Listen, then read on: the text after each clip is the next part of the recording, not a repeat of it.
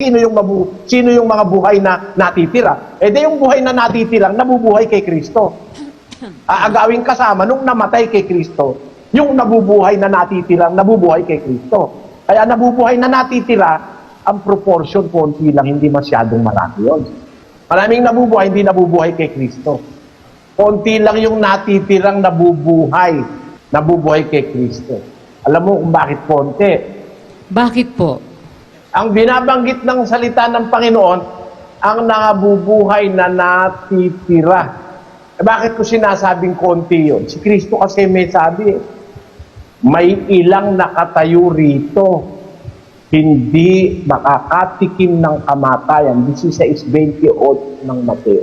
Yun ang guide para maintindihan mo yung sinasabi ni Pablo, ang nangabubuhay na natitira, hindi na makakatikim ng kamatayan, aagawin na.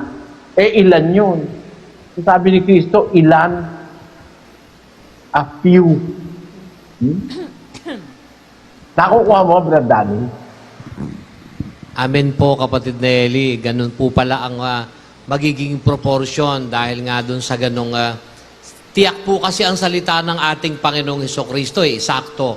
Kaya pala po ilan, kumpara dun sa napakalaking bulto ng mga tao na yun na halos sabihin na nga lang po na 1% is still 75 million pa rin.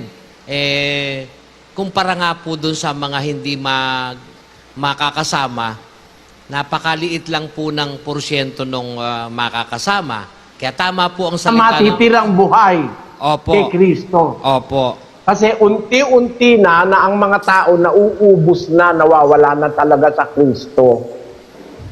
Miski mismo yung nagsasabi sila'y Kristiyano, hindi na nabubuhay kay Kristo. Hindi na sa aral ni Kristo sumusunod. Ang sinusunod, mga bula ang Kristo.